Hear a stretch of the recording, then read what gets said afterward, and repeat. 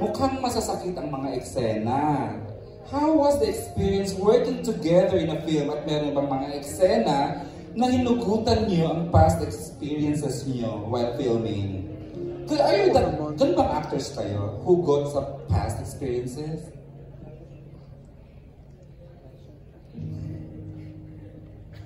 Sige. Okay.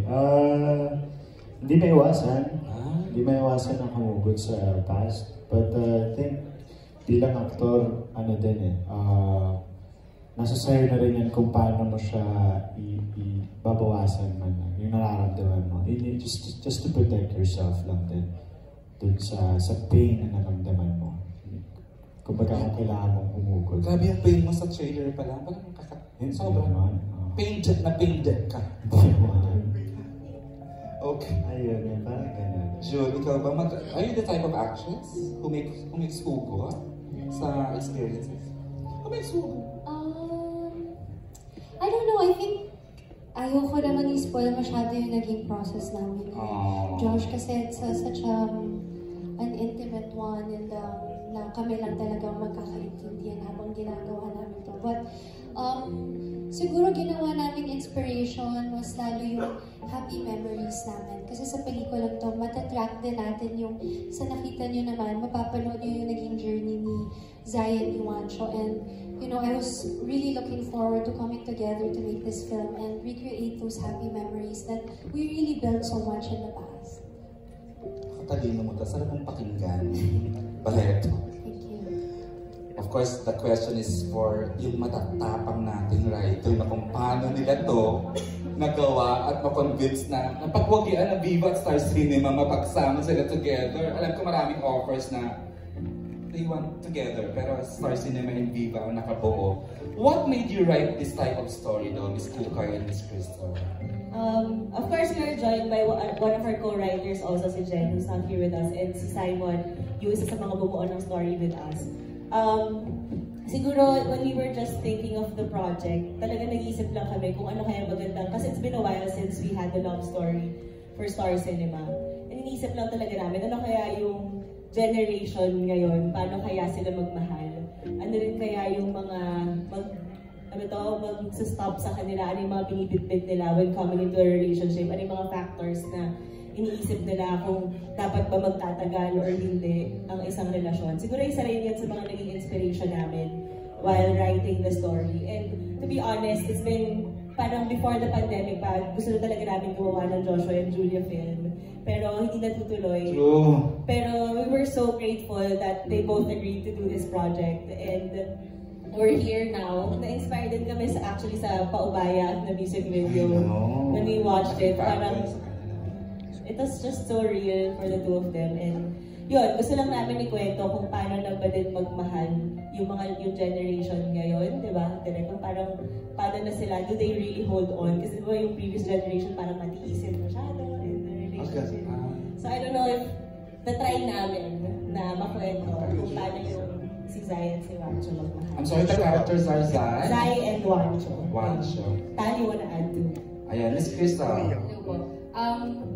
Siguro when we were also, nung binubuo namin din yung story, we were looking for a very relatable one.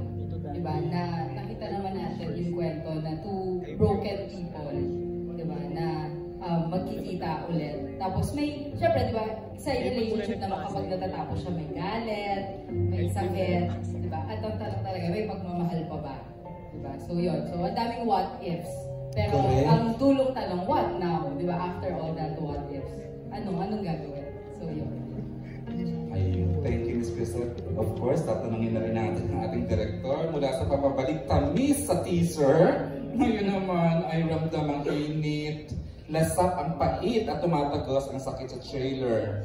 Ano pang experience ang may expect ng mga tao sa pagbabalik ng Josh Dea? That's for Direct Peterson. Kasi kaya ng trailer, inano na. Andun lahat ng elements ng emosyon. Right. Siguro, itutuloy ko lang yung nasimula nila Kukay na sinasabi niya na tinatrack namin ngayon kung paano magmahal yung generation ngayon. Pero I think, gusto rin natin ipakita kung paano sila masaktan. And I think, we Filipinos like to see, di ba, to mirror that in a cinematic experience. So, parang, yun, bumuo lang talaga kami ng pelikula na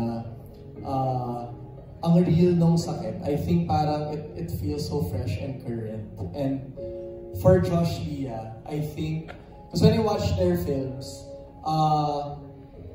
kahit masaya sila panoorin, pero alam mong if you go to that like real painful dramatic route, mapupush pa natin sila. So I was really excited to push that dramatic journey with them.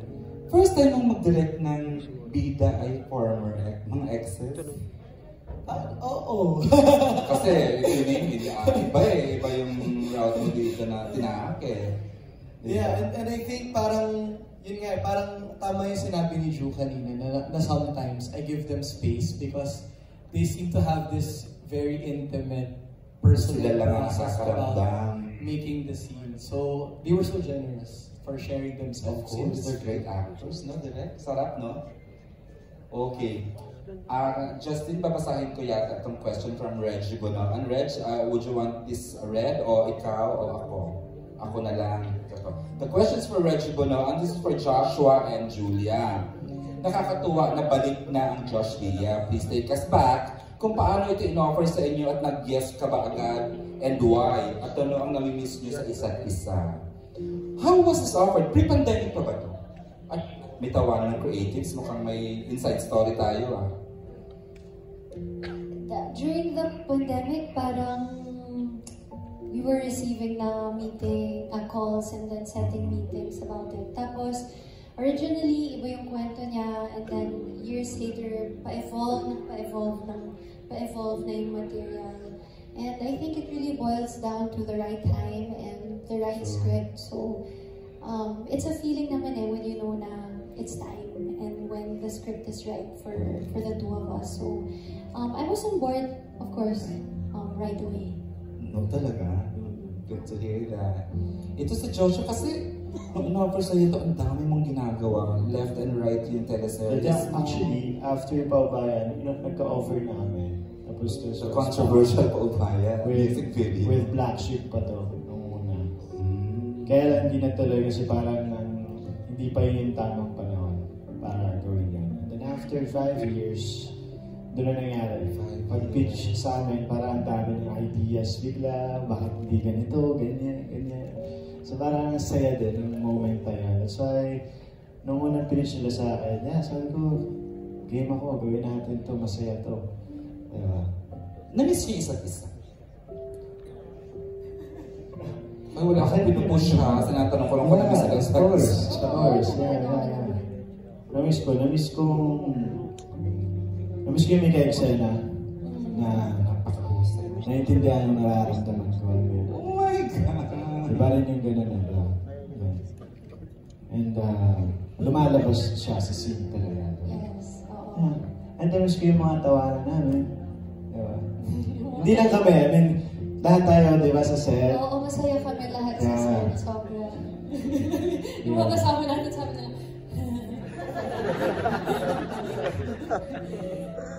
oh, yeah. It's the music. Huh? Galing naman kasi ng ating scorer today, spinner, pa-music. Hindi ko mabasa, sorry. You have to come here. Okay, so before I give the microphone for the set of questions, tanungin ko na yung ating napakahusay na cast. How did you become part of this project? Let's start with Bianca. May ano ba to? May pa-audition ba sa Derek Peterson? May ganyan ba? Or what? And baka lang hindi namin napanood kayo sa trailer, please make us kwento about your role. Well, yung role ko here is very short, but I can say na it was very memorable shooting with them, and it was such an honor, shooting with all of them. Kahit ilang araw lang yun, I flew in sa Bicol. You're part of the Bicol group. Opo. And then, parang they really made me feel like I was at home lang. Parang hindi na kailangan ng warm-up. And then, it's such a dream come true also working with Josh Leah. Kasi actually, hindi nga, nung high school kasi ako, hindi ako concentrate sa math exam ko nun. Kasi hiniyak ko yung Paubayan music video nila. Tapos ngayon, parang nakawork kasi it's such a dream come true. So, ayun. Ito, lagi mo mabalik sa Paubaya, ano? Like I was talking to Alan Dionas and Ana Bingol kanina. May sinabi silang word pero huwag na sa akin manggaling. Pero talagang this made a statement kasi sa Josh Lee ng time na yun, di ba? Wala na kayo noon, pero together kayo just for the music video. Ang ganda lang gusto kong sabihin. John! Ikaw medyo busy-busy ka lately, ha? Hi na, kamusta? Paano ka naging part ng project? So, medyo ilang months din po na nagpahinga ako from acting. Talaga, pero lagi kita nakikita. Talaga po. Everywhere. Hindi, minsan. Baka sa IG nakita siya. Baka stop nyo. Nakakatawa joke lang. Huwag mo sasimulan Joshua, ha? Huwag mo sasimulan Joshua. Joke lang. Sa Dreamscape siya nagsimula. Yes po, sa Sandugo, pre-pandemic. Pero, first movie ko po ito.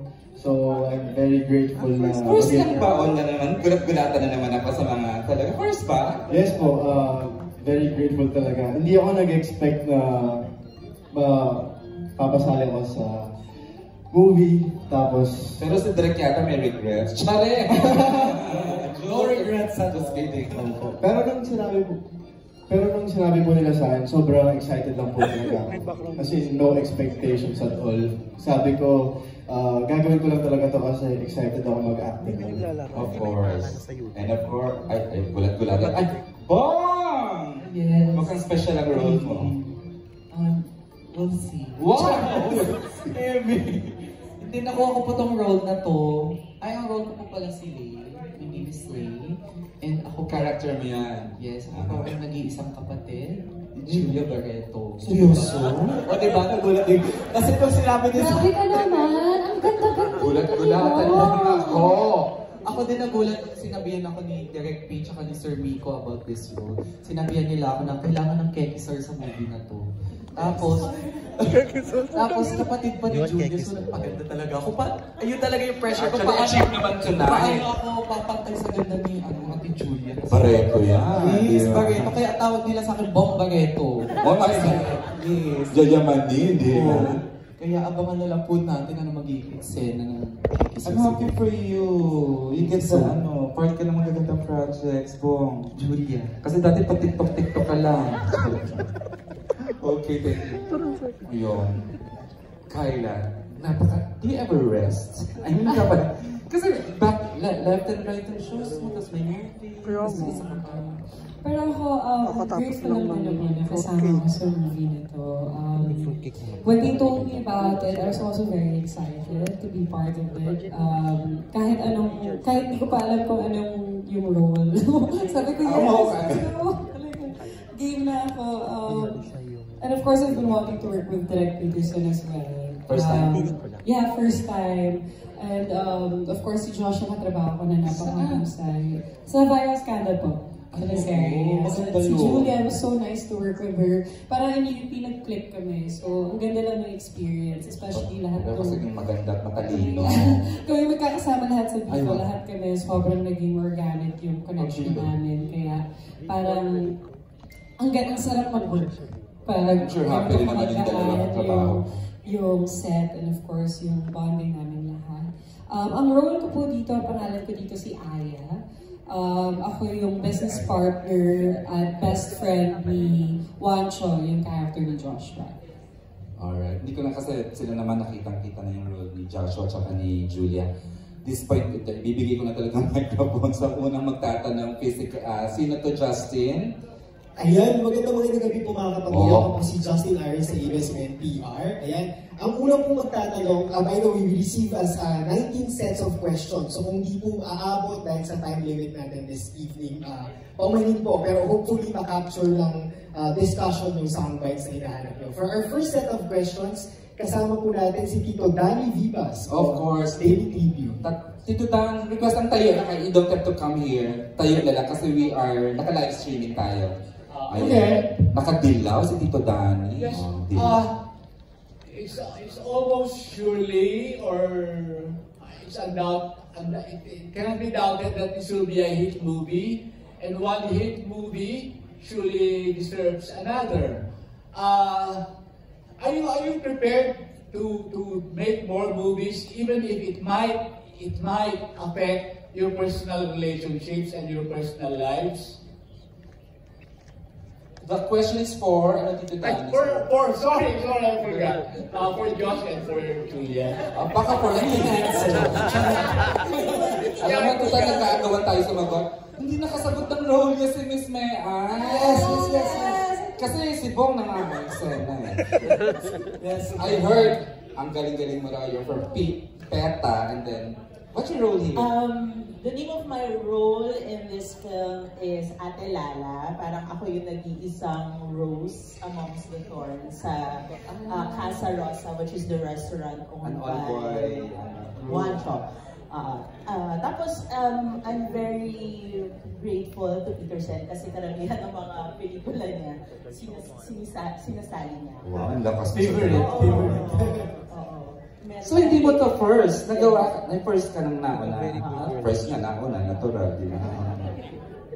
So, I was too cool to be forgotten. Nakakasama ko na si. Thank you, P.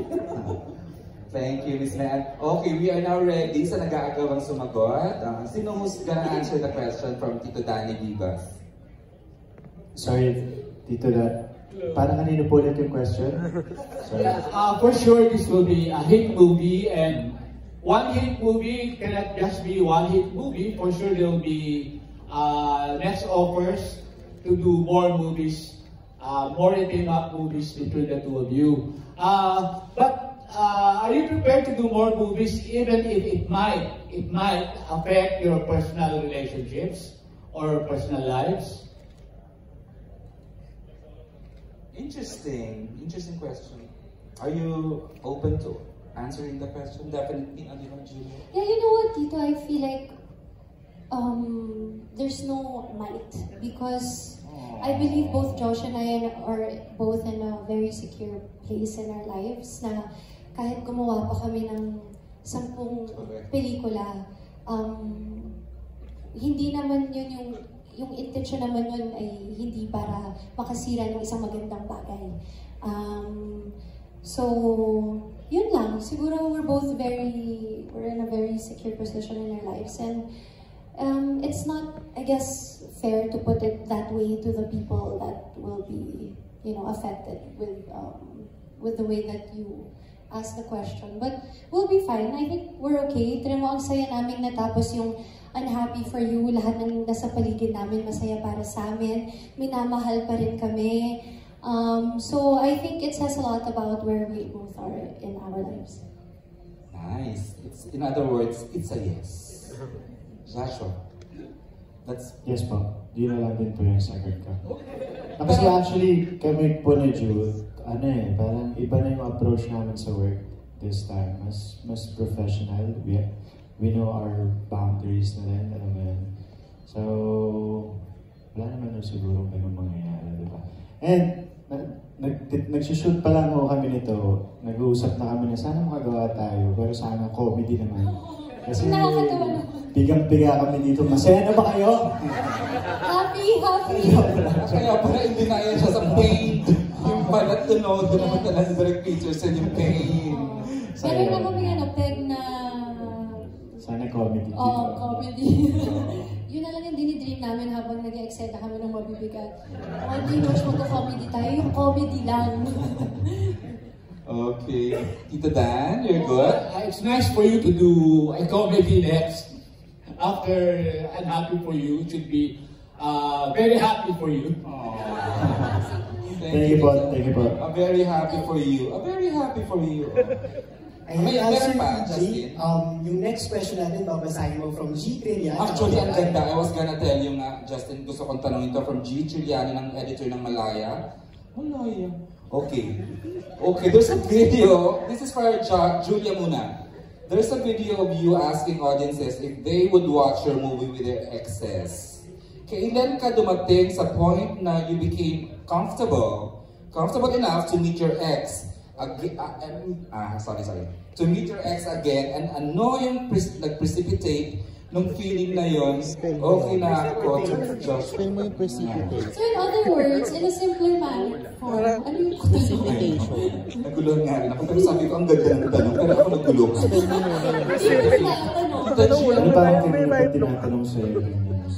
Sa'yo nagpapahawak ng script. Yung sa mga show daw kasi, first of all guys, tinanong na ibang cast. Inulit ko lang yung tanong. Baka hindi klaro. At saka nag-joke lang ako. Kumbaga, hindi ko namang ini-encourage na panoorin niyo with your ex. Kasi choice niyo naman yun, di ba? Kasi gusto ko yun ng mga exes na nag-reunite. Gusto ko yun. Officially for you, yung sa show Yes. especially for you. I mean, choice naman niyo yun. I mean, kung parang, di ba, kung sure niyo yun. It's for entertainment. Oh, for entertainment lang Parang naman masaya yun. lang, diba? Correct. Joke time lang yun. Pero hindi namin sinasabing kailangan panoorin niyo itong sama mga ex. Okay, mag-isa kayo. Okay lang. Basta panoorin niyo. Bayad together something. Josh, may dadagdag diba? Okay. Kasi next ikaw na. The question, what steps did you take to prepare for the role and was asking your current partner's permission included in the steps? Did you ask permission from? Hindi ako ask sa partner ko. Kasi bago pa rin kayo magkakilala, alam niyo yung actor na yun, yung actor na yung trabaho. Oh, sana all, no? I'm just very supportive about sa movie. Kung ano naging process ko sa movie, in-enjoy ko lang yung process. In-enjoy ko lang siya, in-enjoy ko yung journey na makatrabaho ulit si Julia. And in-enjoy ko yung journey na makatrabaho si Derek Peterson and lahat ng cast natin dito. Yun lang yung nangyari na. And kung may mali man kasi kayo magawa, kinokorek na kami ng writers na pinadirect eh. May writers on the set ka, kayo. Yes, Namadala. very handsome sila sa pelikula. At least Hanson, di pa baya. Charot, hindi pa baya pa. Tawa ng tawa dito, Miss Kea. Okay.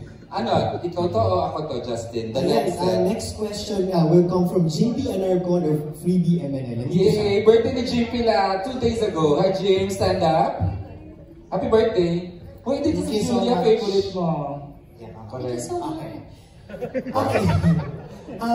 First question, ano naman to ha, not naman on the negative side, no? But hindi ba kayo nag-worry? Kasi most of the time, pwedeng dalawa yung effect, di ba? Pag nagre-reunion yung mga ex, either, syempre you become friends talaga, which we all hope for. And some, medyo mag-open ng can of worms, parang gano'n. Tapos hindi na magkaka-work after. Can of what? Can of worms, mga, siguro mga unclosed keme, ganyan. Hindi ba kayo nag-worry na baka mayroong ganong sitwasyon? May mga mauungkat na may mauopen na issues. Issues. Hindi ba kayo nag-worry na may mga mabubuksang issues? Or naka-ready na kayo or naka-gear na kayo na okay, this will be a fun set. Happy with you. Ini-idiomatic expression naman kasi tayo. Ini-idioms tayo ni JP. Feel ko ready na kami kasi yung nauna hindi rin namin tatanggapin kung hindi kami ready. Kasi parang bakit namin gugustuhin na masaktan kami dito sa pelikula? Parang sobrang sadista naman natin sa sarili natin. Parang I think ready na kami bago pa namin gawin. It's been 5 years na din, diba? Matagal na, marami na nagbago and then iba na, right? Yeah, in a good way. In a good way. Yeah. Ikaw, Julian. Ano po yun? Addition to that. Saan po? Doon sa mau-open na mga kung hindi ka pa nag-worry. Can of worms. Hindi naman, I don't think it was worry. Honestly, I was just really excited to reunite with Josh, work with him, and work with Derek Peterson, our cast, our writers that, I've worked with Kuka several times also. So it was more excitement. I think ang ganda ng mindset namin lahat coming into this project na we all had one goal, and I think that made us bond even closer because of that one goal. And then Julia, coming from that viral video, no? What? Hindi, ito naman ano lang, parang... Ready lahat sila yun yung ang ganda kasi na narating nyo na yung ganong sitwasyon na pwede na siyang pagtawanan, gawing joke. So parang through the years na, yun nga, nagkaroon ng something, tapos pwede kayo magka-work ulit ngayon. Paano nyo na-achieve or na-prepare yung sarili nyo to be in that situation na pwede nyo na siyang pagtawanan and you can work together harmoniously? Yeah. Sorry. I feel like parang may understanding na kami na even if we don't talk about it, parang okay na sa amin kasi tagal na parang happy na kami sa posisyon namin sa buhay ngayon. And then parang ang gusto na lang namin mangyari ngayon is parang ma-retain yung friendship namin, diba? So sayang kasi diba parang iba na rin yung understanding natin sa isa't isa. Yes, agree. Tama yung sinabi ni Josh. Okay. Thank you so much. Thank you so congratulations.